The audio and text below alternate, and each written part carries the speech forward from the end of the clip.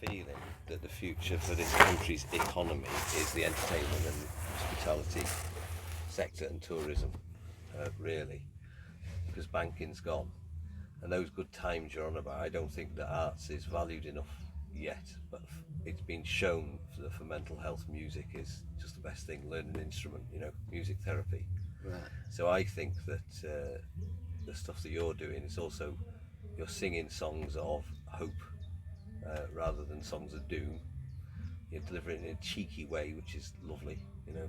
I think it's really nice. I love that stunt on the truck in Glastonbury, was it? It was in Camden, on Camden. the back of the truck. Yeah, just driving through. And was that planned, the guy jumping on, or did he just... No, he just jumped on, mate. Brilliant. Yeah. No health and safety. No, mate. Yeah. No. I mean, it was funny because earlier on in the day, as we came into town to sort of scout it out, we were driving by in the other van, in the gear van, and as I went past the bridge, that guy, he's called Zombie Punk. He's quite well known. I know him in Camden. Oh right. Yeah. And I just seen him out the van window, and I just looked at him and I just gave him a nod, and he gave me a nod. And then, a couple of hours later, we just come rolling through, and then boom, he just jumps up on the thing. Do you know what I mean? What about that stunt where you were talking to the police? That was Glastonbury, wasn't it? Where you were... Which one was that?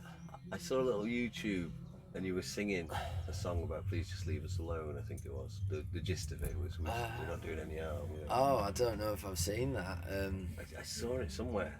I'll have to dig them out. I don't know. Yeah. So I do a little internet trolling once I've seen a band. I'll see what I can find. So subscribe to whatever I can. Yeah. And just try and follow. And it's really weird to see where you pop up, Yeah. And then to see you, having seen you up here in the northwest, to then hear that one of my mates is on the same stage as you at the King Arthur, and he's like, "Oi, what? You're gonna have to get down here." I said, "Oh no, I've already seen them."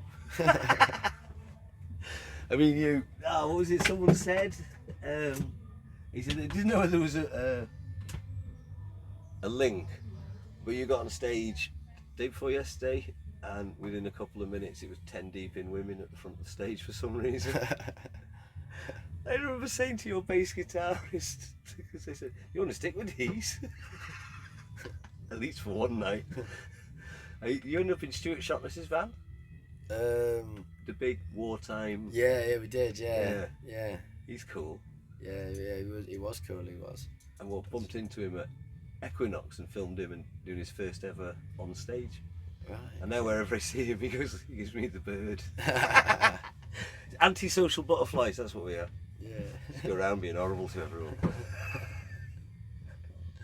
They did this swear-a-thon thing at Small World. Oh yeah. I told people that I'd left them the radio mic by the stage so they could do what they wanted, and they had these fairies going. And when I got it back, I thought there'd be no sound on it, or there'd be sound from the stage, but it wasn't. It was just them. Yeah, wank. But I think we should have a venting area. I mean, they were shouting at the camera, not me. They were, weren't they? So, how do you get to know about these gigs? Because you said you do everything yourself, so you don't have an agent. You're just constantly on the internet. Well, we're on the internet. We're obviously on the streets and on the ground as well. So you meet people all the time, and opportunities lead to more opportunities. Really, it's just that we don't. When it comes to doing the thing that we're best known for, I don't think there's anybody else that can do it. Like we know what we're doing when it comes to setting up a kind of a road gig in a ridiculous location and getting people there and having a good time. I'm sure other people probably can do it. It's just something that we've learned how to do. So that's what we do. Like little terrorists, music terrorists. I mean, if you want to call it that, sure. But one man's terrorist is another man's freedom fighter, and really, it's not. There's no terror involved. It's only good. It's only good feelings. You're not breaking any laws, are you? Well, I don't know. I think probably, technically speaking, we break a few laws here and there, but I don't think. It's like I said before. If you want to do something, and you think do you know what? That's actually going to be good. Rather than pointing the finger at blame of the thing that's stopping you from doing it, just go and do it, and you'll see that the the good, beautiful, positive energy that you put into that brings your dream into reality, and everybody's going to enjoy that. It's much better to just do something, and if you have to ask forgiveness at the end, so be it. But really, if you do it in the right way, Yeah. and what you're setting out to do is good in the first place, then come on, you can't really go wrong. Yeah. Yeah. And if you've set out with good intent and then it's not received in that way, that's their problem, really. Well, yeah, that's whatever. You can't be everybody's cup of tea, can you? No, that's exactly right. And I say that to, well, usually, even when I was in business, if I was in a crowded room and it was looking a bit tedious, I'd say something a little bit controversial, and that would sort the wheat from the chaff in no time at all. You'd be surrounded by the right people who just chortled under their breath and were a bit sarcastic about the situation. Right, yeah. While everyone else just thought you were a little bit quirky.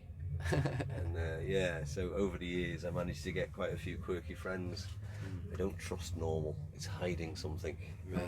It's definitely hiding things. Yeah, maybe. I think some people are also just a bit more shy, aren't they? They're just a bit more introverted, Yeah, not everybody's as comfortable, like letting loose, but there is a time when everybody does feel comfortable, and that's where you want to be as much as possible, isn't it? Yeah. We have those. As long as people don't dwell too much in the past, I find, because the past, you've got to acknowledge what's happened, but it's not going to change anything. It's that thing you just said is true. You can only change yourself. So that was something that I learned when I pretty much lost my first business. When I was going, there was this happened and that happened, and then someone said the only person I haven't heard you mention is yourself. Well, yeah, I should have shut it years ago and reopened. There was things I could have done. It worked out alright in the end, but yeah, you can only change yourself. You can't do anything about other people. No. That's philosophy and all that shit, isn't it? Yeah, man. Which is nice. Yeah. So I liked your Revolution song because it's not about guns, is it? No, it's about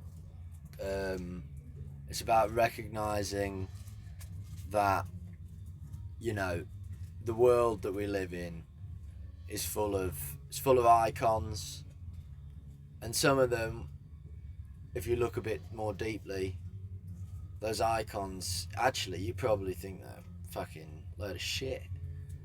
And so when you take that into account, it's about sort of making a revolution in your own way of thinking, in your own way of being and doing things, because hey, we don't just have to get what we're given.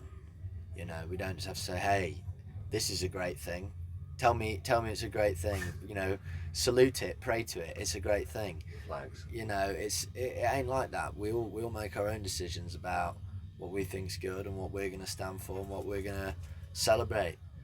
And it was inspired by what happened in Bristol when a few years ago they pulled the statue down. No way. And threw it I in was the... at Shindig and I saw the girl who supplied the rope who's been charged with under the anti-terror laws. So she's in a band. Yeah. She played one night and then the next morning she was sat on stage and she said she just thought, I'll take a rope. And she did. There was this protest going on. She got there, they took the rope off her, and it was bagged as well, wasn't it? The statue, the head already, and they threw the rope over it and pulled it down. She's been charged. That was last year. And so what happened to her then? I don't know, is the honest truth. I'm trying to keep up with so many things, but I've not seen anything in the news, so I take it as just, once they charge you, they can put you away for up to 5 years.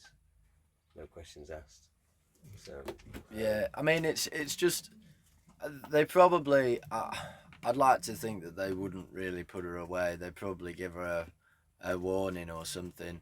But in the end, you see, from their perspective, the keepers of the law, I mean, why is it being kept?